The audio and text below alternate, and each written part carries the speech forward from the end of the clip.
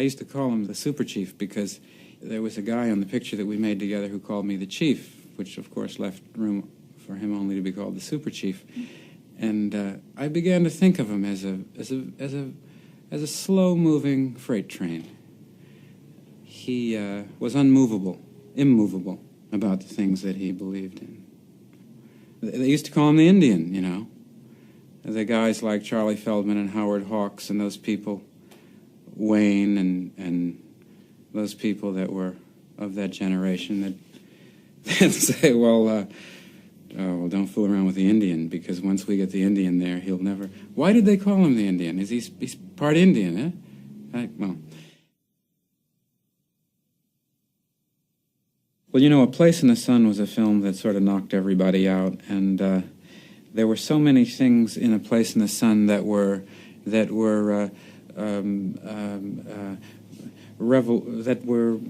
not done up until the time. I remember in particular, for instance, a way that he shot some over-the-shoulder close-ups of Clift and Elizabeth on a very, very long lens and getting this part of the body. It simply, I don't think, was done until George did it. It's been stolen by many directors since. And yet, his style of direction was never to intrude. You would never be aware of the director.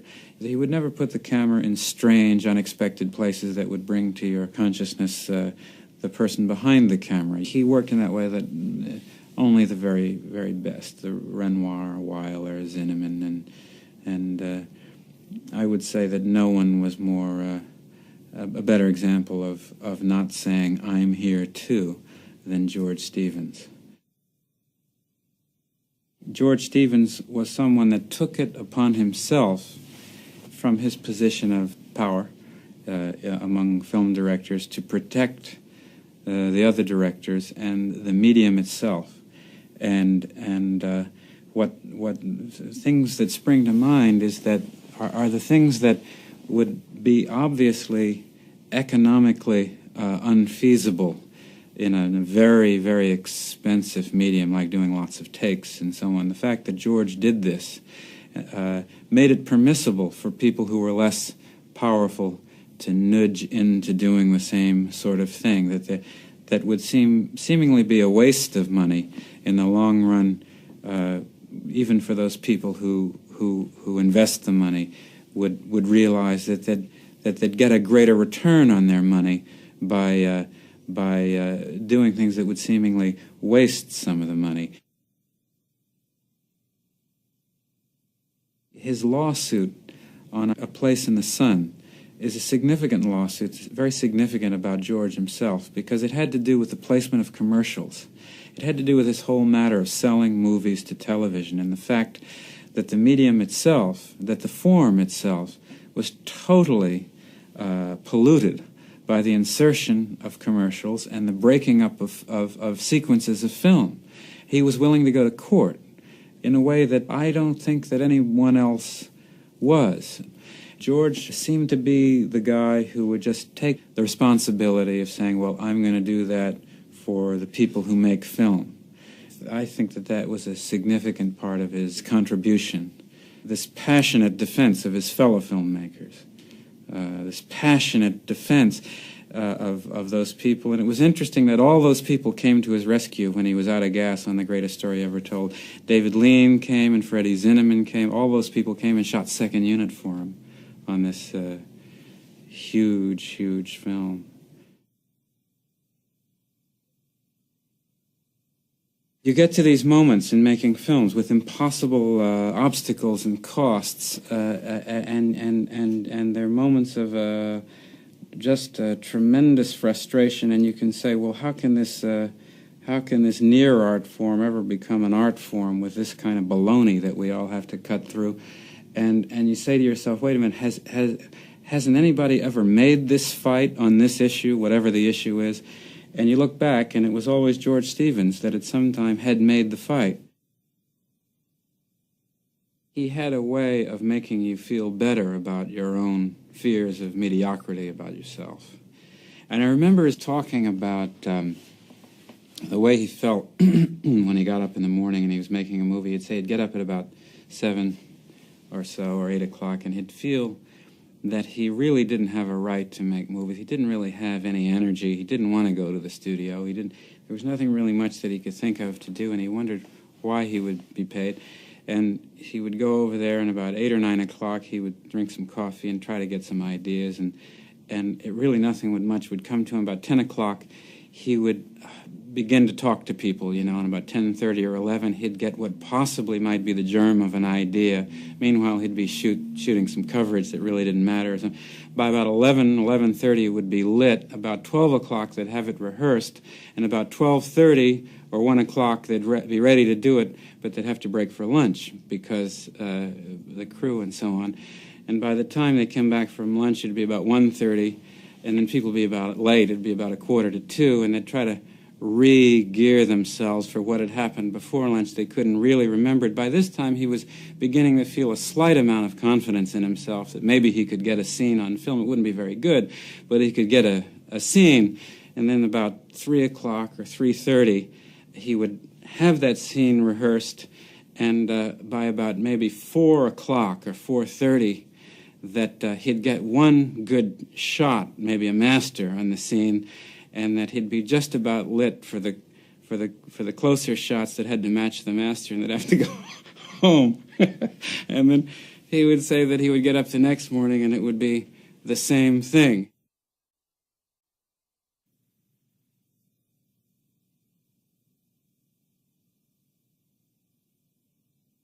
I think he was one of the best comedy directors that was around. His comedy was not obvious. It sneaked up on you. It was a kind of comedy that was oblique.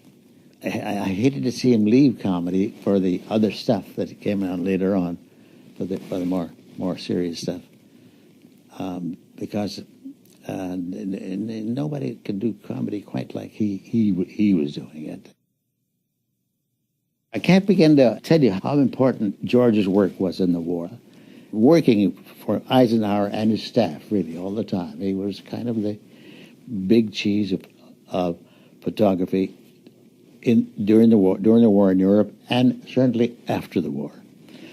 And particularly the films that he took of Dachau and these unbelievable films of these ovens and these great big piles of bones that nobody could believe existed. Most of that film that you see about the 6 million Jews that were killed or burned or put in the ovens came from George Stevens and his crew. When he came back, he came up with an idea to make a director's company, just directors who made their own pictures, individual directors who make their own pictures, nobody else. So we organized Liberty Films. I was in it, and Willie Wilder was in it, and so the three of us became Liberty Films, trying to make pictures like the big companies.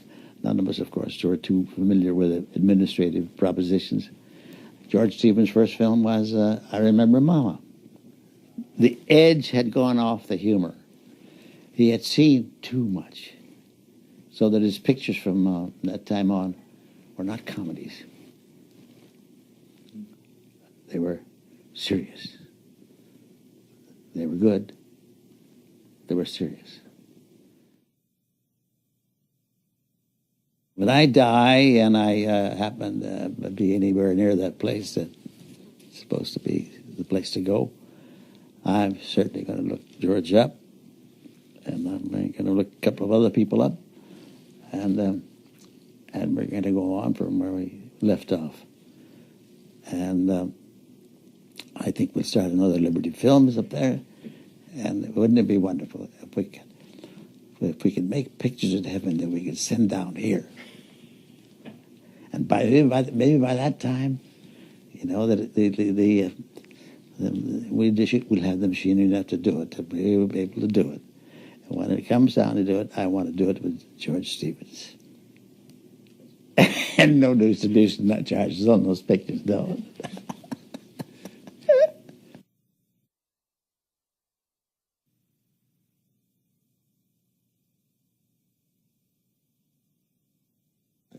If you could put a man in 3 words, I'd say honor, talent, courtesy. To me, those three were the outstanding ingredients of George. I liked George's work because he was a stylist. Style is the expression of the whole nature of a filmmaker, in this case a director.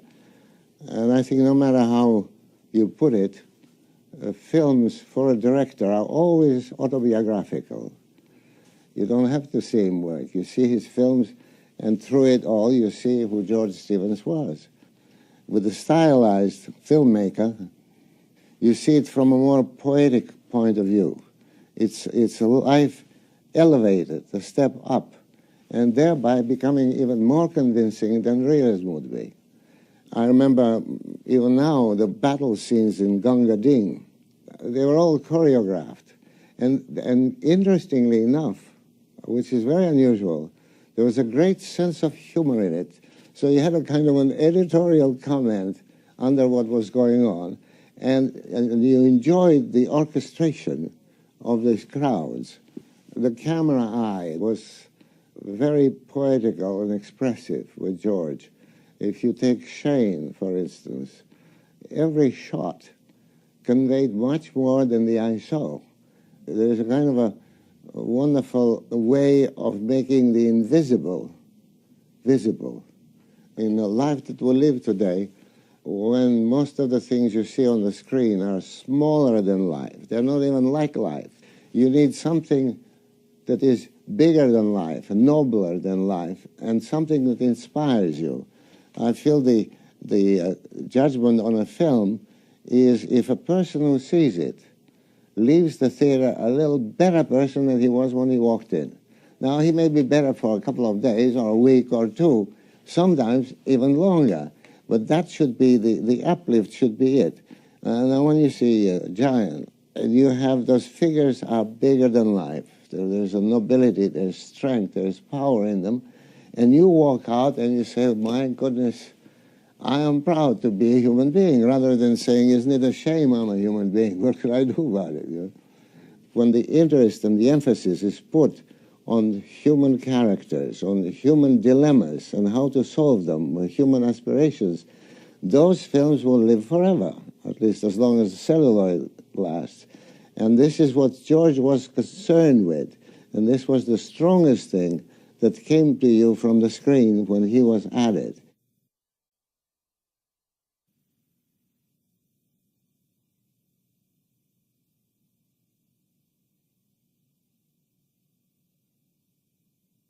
He looked very much like an Indian chief. And I used to refer to him, he had this stoic, and sort of, he couldn't talk suddenly, he wouldn't talk.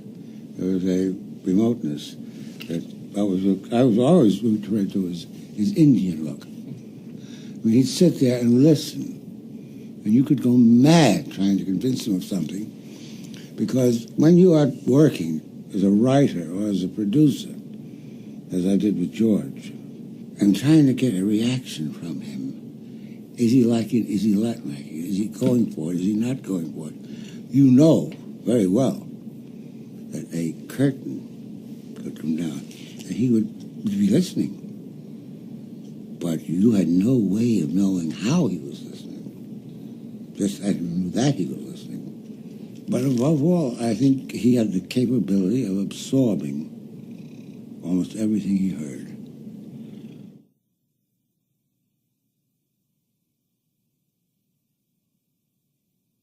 He was remarkably funny in very sudden ways. He'd suddenly say something terribly funny and very deadpan. He had a great sense of sarcasm, and I would not like to have been on the other end of it.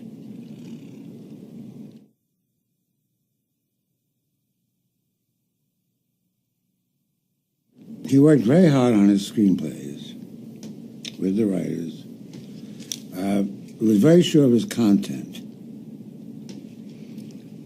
And the whole process of shooting the film,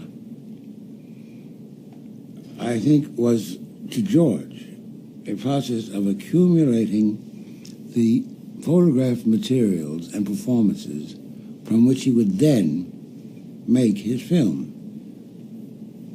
That is why he had a reputation, and I thought a malign one, because I knew why.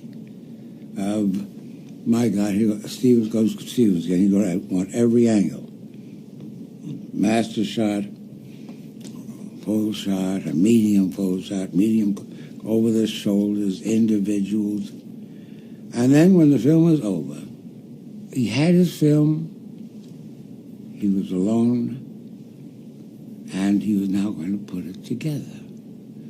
And this was a lengthy process, but I think that coming to conclusions was for George a lengthy process, at any rate a careful process, and I think making a film was the same thing.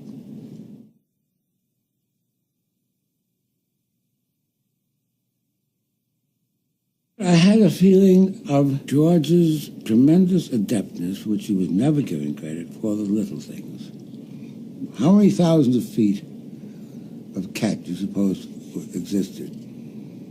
The patience, the incredible patience of shooting that bloody cat, and the use of the cat. I would think that an executive had every right to sit there at night and see hundreds upon hundreds of feet of a cat and saying, what does this man want of this cat? Well, he may have wanted that cat to do some particular non-cat thing at some moment, and he wasn't about to tell the cat what it was, and the cat didn't know what it was, but eventually he did it, and that's what George was waiting for.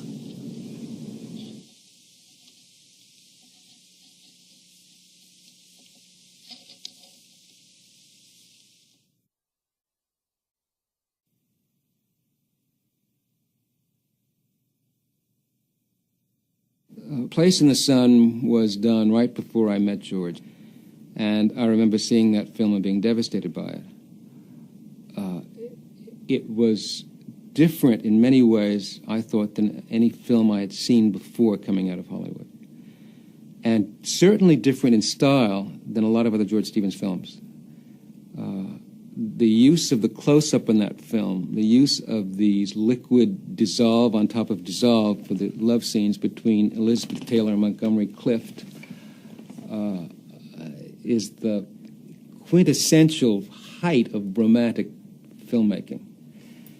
And what he does in this one film is you go from Shelley Winters, who represents the dead reality of this boy's life, to Elizabeth Taylor, who represents the unfulfilled romantic dream.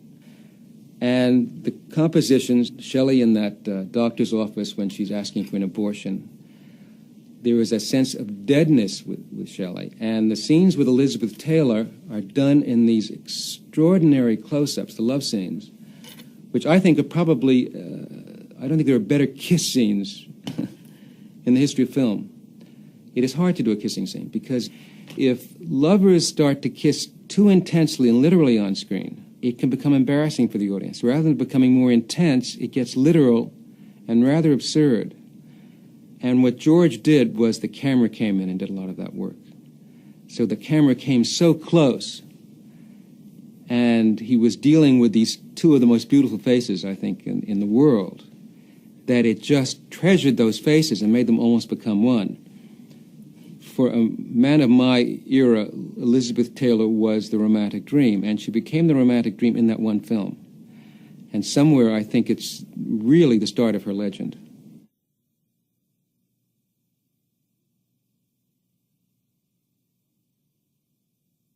The doctor's office in Place in the Sun is a scene that has probably been done time and again in the dramatic literature, whether it be films or stage or novels, and that is the girl going to a doctor's office asking for an abortion and pretending it's a friend. And what makes it definitive in that scene? There was the same kind of agony for her that I felt this morning watching Alice Adams, my agony for Katharine Hepburn making a fool of herself. The humiliation, the sense of degradation of that woman, and the compassion with which Stevens deals with it. I had seen Shelley before, I'd admired her in a Double Life, but I had no idea she had that kind of dimension as an actress. It took her a long time, I felt, before she could live up to that film again. And that has to do with, I feel, not looking for theatrical effects and going for truth. And an actor who can feel safe enough to sit back, not being worried about a souped-up rhythm, and be able to dredge up what she has to dredge up for that. And somewhere she did that in George Stevens' film in a way that she had never really done that up to that point. It's like a duel between that doctor and her, and it has a suspense of a duel, because you know that that doctor knows long before that it is not a friend, that she's telling a lie, and you wait and you wait and you wait for the moment when she's going to break and say, it's not for a friend, it's for me. That is suspense, setting up in a...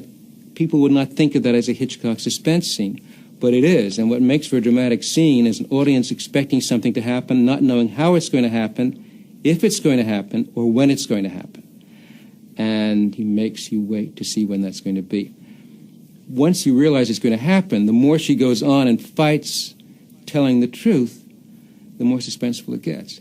But that, again, is a director who knows what the theatrical qualities of his scene are, make sure he gets it, but I'm sure he went for the truth with Shelley. Then in his camera angles, in the way he cuts that scene together and the rhythms he gets what he wants. That's... I'm sure that's the difference between a great director and an ordinary director.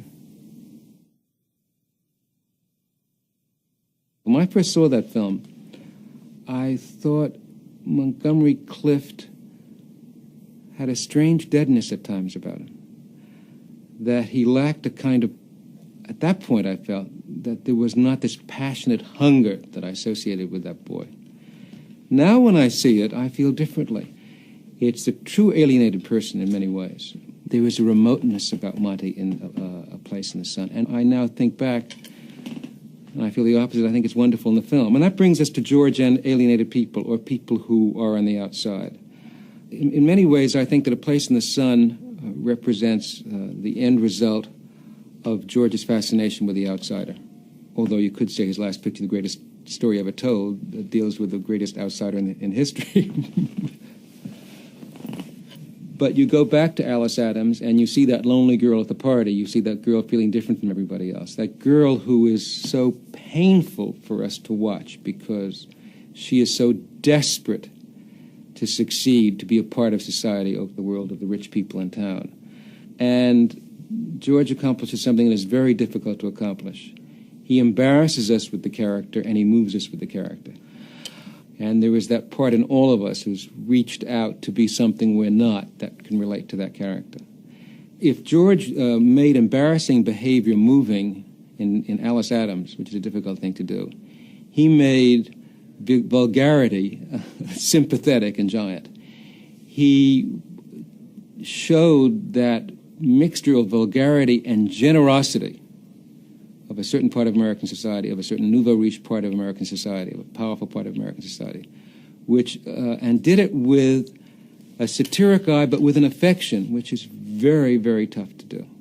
He also is wonderfully American in that he got a sense of the great outdoors and how great the great outdoors are. I mean, one of the great American images is that house in that endless, endless space. It is an absurdity, that Victorian mansion in the middle of nowhere, and yet there is something daring, misguided, outrageous, and courageous about the very attempt to stick it there and defy the fates. It touches on a very deep part of the American legend.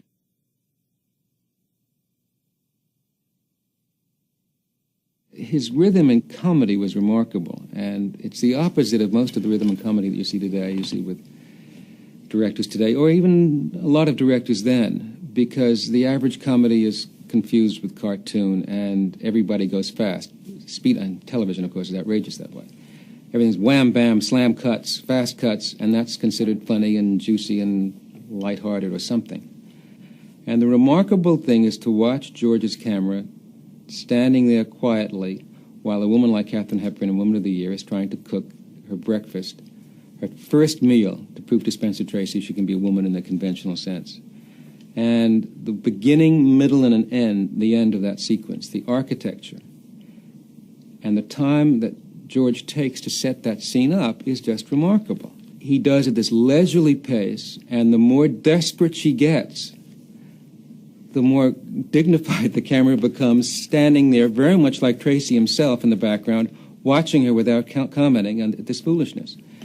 The contrast, the counterpoint of the camera and the frenetic quality of her action is brilliant, and you rarely see that kind of thing. It's much harder to excerpt. George Stevens' pictures should be seen whole. I mean, the scenes have beginning, middles, and ends. It's daring because it takes a lot of daring and courage to take your time with comedy. But when it pays off, what you have is a reality of situation which makes the laughs deeper and richer and gives you a sense of recognition and of relating to the character that is ideal.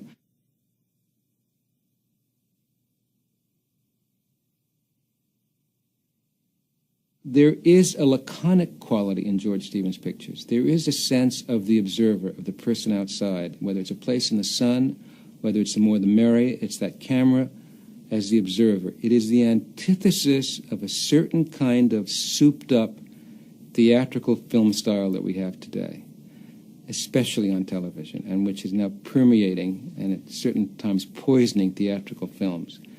Everything juiced up, but it's that laconic quality. You always feel you're seeing it through the director, this unknown quality. It's the quality that George had as a man, that big, quiet man just sitting there or standing there, sometimes like a great stone statue, watching, observing.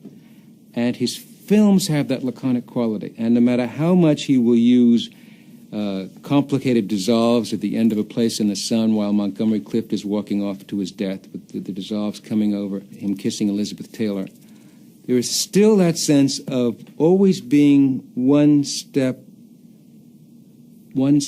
back. And it's a remarkable quality. It's a quality of control. I always feel you know you're safe because you know there's somebody controlling what you're seeing and who knows what he's doing. And it is a mark of the greatest kind of confidence of a director, because it means that he feels the truth of what he's done is strong enough to stay there by itself and to be observed, and not to use the camera to juice everything up, not to use cutting to juice everything up for theatrical effects, for emotional effects. It is even more remarkable today than it was then because we've gotten so far away from it. And it's the most courageous kind of filmmaking to me. There's a body of work that I think is in the core of the American tradition of filmmaking. I think there are a few directors who've added to the motion picture vocabulary. I mean, Hitchcock is obvious in a way, but George Stevens is certainly one of them. His stylized use of sound effects, long before Citizen Kane, his use of every aspect of the medium, his use of cutting, his use of the close-up is extraordinary and will stay. But beyond that, there is a humanity in his work, whether it be drama or adventure or comedy or melodrama, that is remarkable, and that's what represents the best part of American film to me.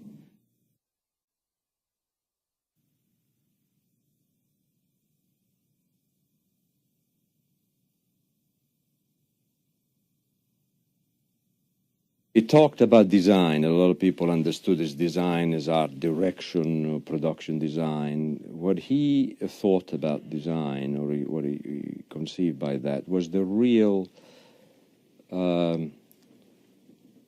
heart or core of the picture, which is something to do with structure. Structures, literary structure, dramatic structure, which also in his own mind he translated it into a visual structure. He talked about that many times and defined that as a very thin veil, you know, or something, or a thread, something that is very tenuous and very strong at the same time, like silk.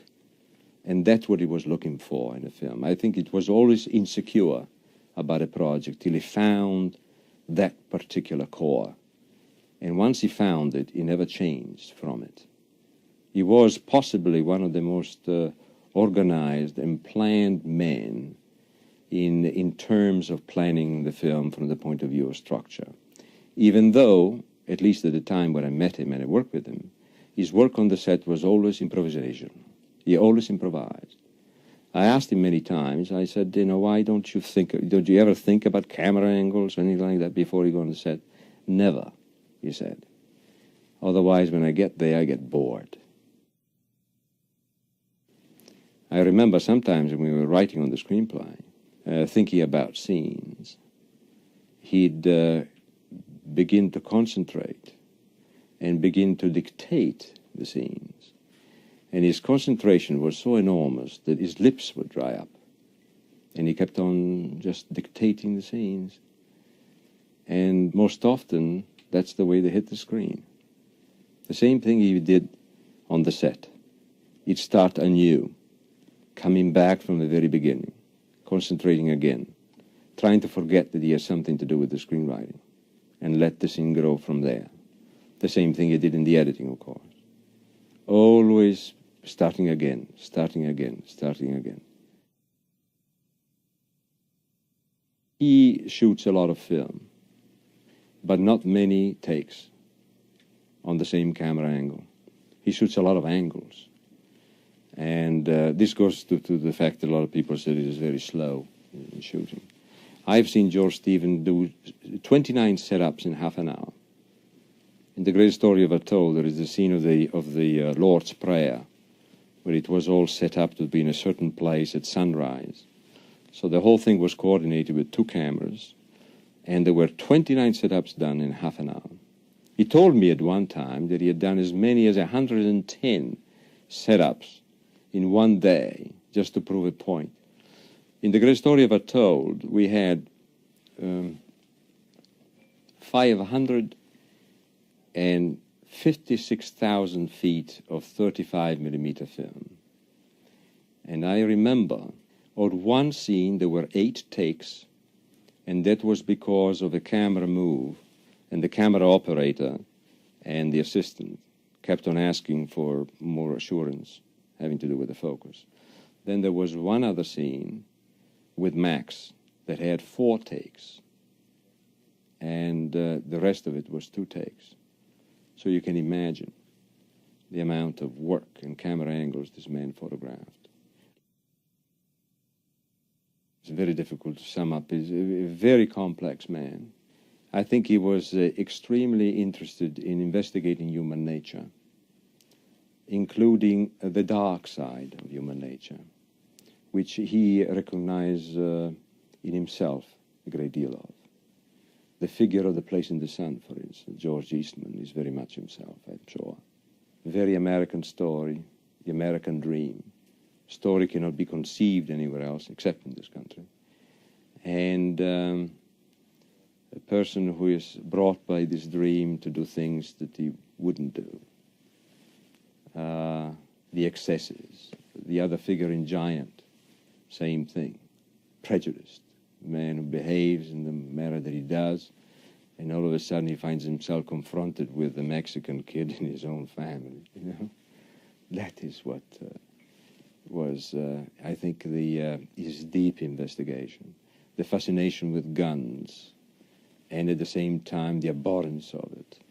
I think he wished that at one time that he had been a general, I'm sure, and do the wars, and be up there with plumes and other things, and have the glory of a military career. He would have been very good at it, I'm sure. At the same time, he saw that people got killed by war. And the thing that may drive Napoleon to great success also leaves behind that kind of a figure in an extraordinary holocaust of mankind. So I think he caught this dream, desires within himself, and I think he investigated them through his work. I think that he wanted to be particularly compassionate. I think he would have liked to be known as a compassionate man. And I think he was a very compassionate man. He was attracted by stories that had to do with compassion.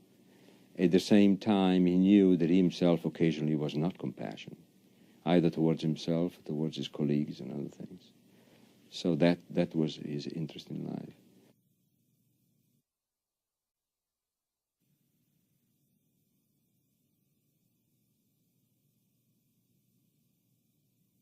He was just starting as a feature director when I started in the business. I had known about George Stevens, but I think he'd only really done shorts up to that time. I started in 1933, and I think he was doing at that time, or had just finished or about to do, a Wheeler and Woolsey comedy.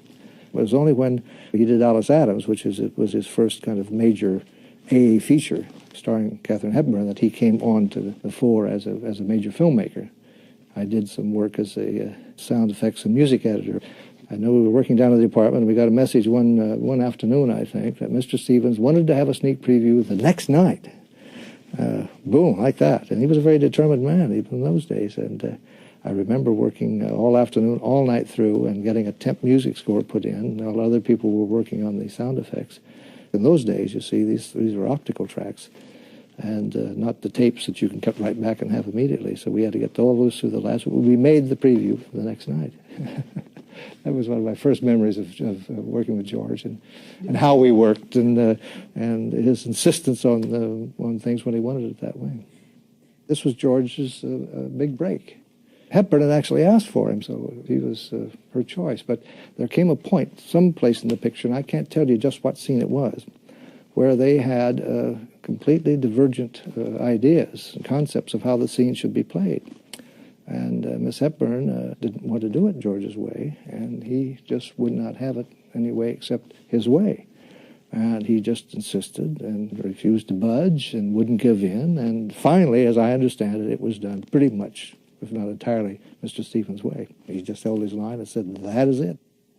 Well, I think particularly under the circumstances when she was the one who had selected him to do the film, be the director, and since it was his first opportunity, I think it just underscores the man's integrity and belief in his own feelings and in his talent and what he was doing and his determination. And I think many directors in similar circumstances would have bowed, hopefully gracefully, and gone the other way, but not George. I remember stories that they would get just reel after reel after reel after reel of film now from Lone Pine. You know, with stuff with the elephants, they would say, oh, they couldn't imagine he could be shooting any more on that. And the next day they'd get another 5 or 6 reels on the sequence. And they were laughing and kind of going out of their minds a bit.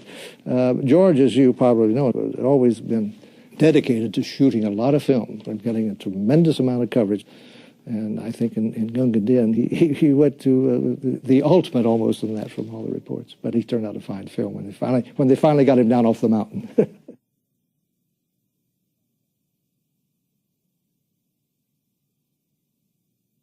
Well, I don't think anybody all along the line that was running RKO, and I'm sure the other studios like Columbia, really had any success in changing his pattern of work. Let's put it that way. I remember one incident I heard about. And I don't know what picture it was George was shooting at the time.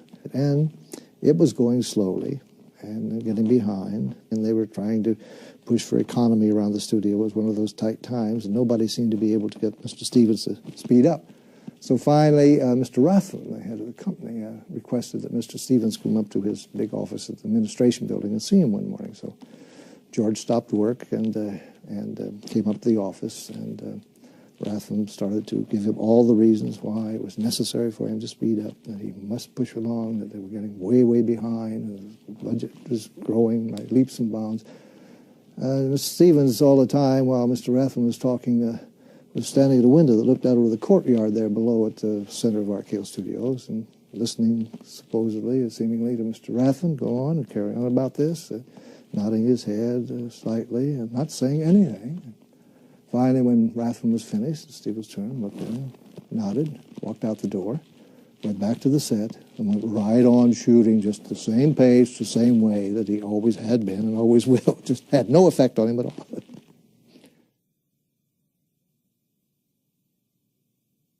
Well, he was one of the strongest supporters of the director's position in the business, and therefore of the Directors Guild. George was not one of the founding members, I don't believe, but he was one of the very early members. But I don't think all through the years there was anybody, a member of the Guild, founder or no, who believed any more strongly or as strongly as George in film as an art and the director's key position in that as the creative artist involved in making the film.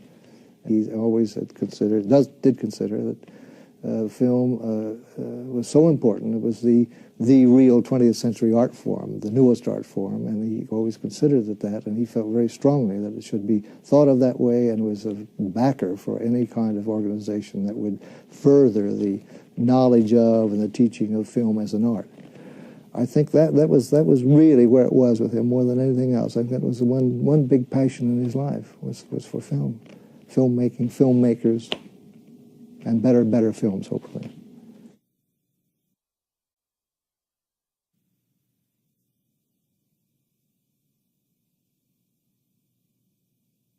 The thing about George that was most important to me was that he was one of the 2 or 3 people who could stand up against the front office, which in those days was quite unheard of because the front office was king.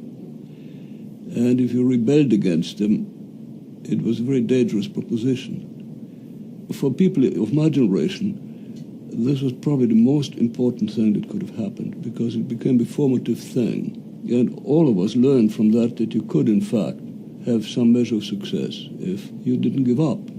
That probably was, in addition to the wonderful films that George made, and the great director he was, but beyond all of that was his importance of facing the front office successfully. He was a tremendous force in the Guild. He was one of the founding fathers, but beyond that, the weight of his personality was enormous and contributed enormously to making the Guild what it became, in that he was regarded with the utmost respect by our opponents, the producers and the studios.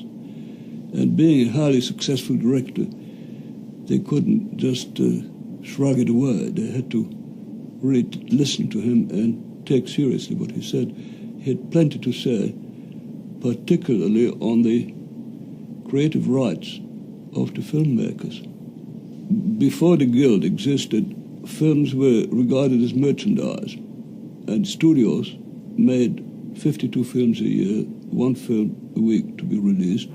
After it had played for a week or 2, it was then either scrapped or junked, but nobody took it seriously as a creative medium. It was simply entertainment and merchandise. George was one of the people who instilled the idea, and it was quite an uphill job, that there was more to film than just that. And there were in fact some films that could be classified as very important contributions to the life of the country.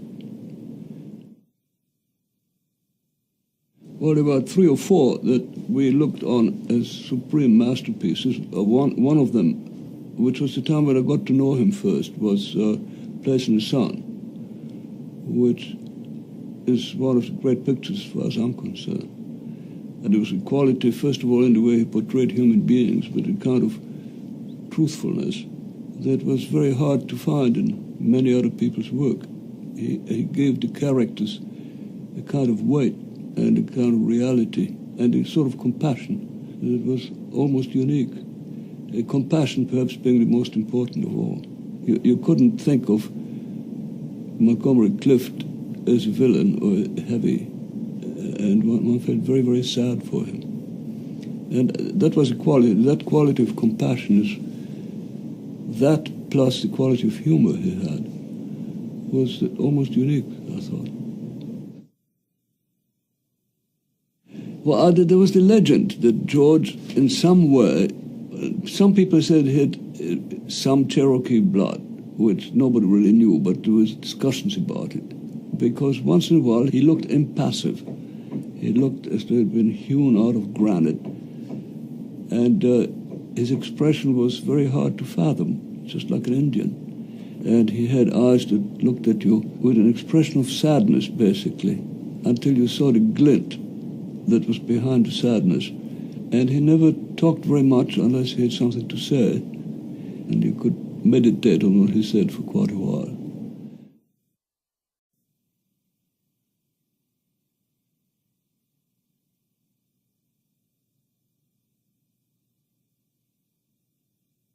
I used to call him the super chief because there was a guy on the picture that we made together who called me the chief, which of course left room for him only to be called the super chief. And I began to think of him as a slow-moving freight train. He was immovable about the things that he believed in. They used to call him the Indian, you know. The guys like Charlie Feldman and Howard Hawks and those people, Wayne and those people that were of that generation that say, well, don't fool around with the Indian, because once we get the Indian there, he'll never... Why did they call him the Indian? He's part Indian, eh? Well, you know, A Place in the Sun was a film that sort of knocked everybody out, and there were so many things in A Place in the Sun that were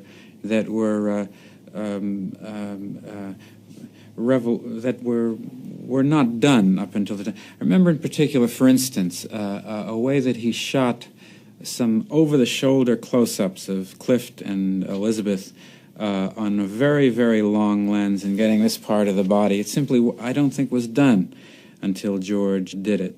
It's been stolen by many directors since. And yet, his style of direction was never to intrude. You would never be aware of the director. He would never put the camera in strange, unexpected places that would bring to your consciousness the person behind the camera. He worked in that way that I don't think that anyone else was. George seemed to be the guy who would just take the responsibility of saying, well, I'm going to do that for the people who make film. I think that that was a significant part of his contribution. This passionate defense of his fellow filmmakers. This passionate defense of those people. And it was interesting that all those people came to his rescue when he was out of gas on The Greatest Story Ever Told. David Lean came and Freddie Zinnemann came. All those people came and shot second unit for him on this huge, huge film. You get to these moments in making films with impossible obstacles and costs, and they're moments of just tremendous frustration, and you can say, well, only the very, very best, the Renoir, Weiler, Zinnemann, and I would say that no one was more a better example of not saying, I'm here too, than George Stevens. George Stevens was someone that took it upon himself from his position of power among film directors to protect the other directors and the medium itself. And what things that spring to mind is that are the things that would be obviously economically unfeasible in a very, very expensive medium like doing lots of takes and so on. The fact that George did this made it permissible for people who were less powerful to nudge into doing the same sort of thing, that would seemingly be a waste of money in the long run, even for those people who invest the money, would realize that they'd get a greater return on their money by doing things that would seemingly waste some of the money. His lawsuit on A Place in the Sun is a significant lawsuit. It's very significant about George himself because it had to do with the placement of commercials. It had to do with this whole matter of selling movies to television and the fact that the medium itself, that the form itself, was totally polluted by the insertion of commercials and the breaking up of sequences of film. He was willing to go to court in a way that I don't